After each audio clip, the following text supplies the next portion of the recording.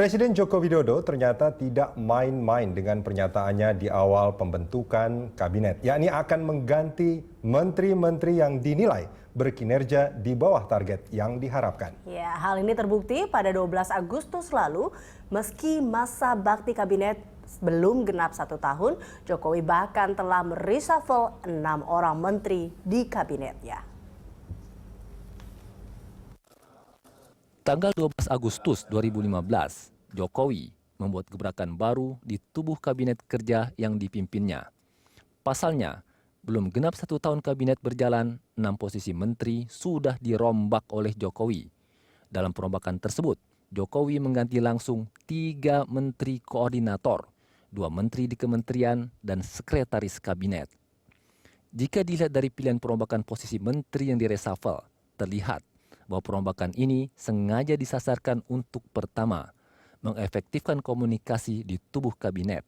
Kedua, perbaikan struktur perekonomian nasional yang ketika itu dinilai stagnan dan kurang memuaskan.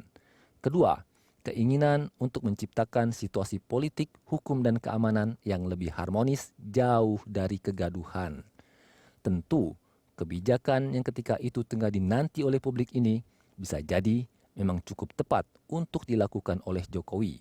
Karena fakta-fakta yang terjadi ketika itu menunjukkan bahwa situasi perekonomian, politik, hukum, dan keamanan nasional memang tengah mengalami degradasi dan membutuhkan perbaikan segera.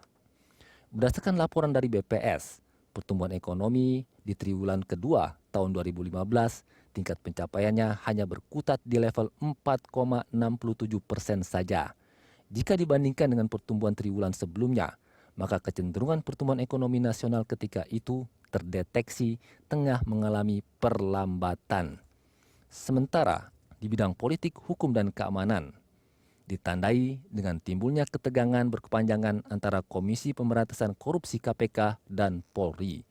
Sejumlah pihak menilai persoalan ini sesungguhnya tidak perlu terjadi jika kalau Kementerian Koordinator Politik, Hukum, dan Keamanan bisa menjalankan fungsi koordinasinya dengan baik. Meski akhirnya konflik antara dua institusi penegak hukum ini mereda, namun konflik tersebut telah meninggalkan bekas luka yang cukup mendalam.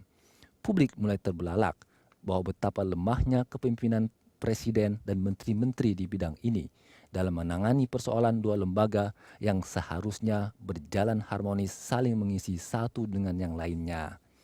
Kini, persoalan ini telah menjadi catatan sejarah dalam perjalanan pemerintahan Jokowi JK.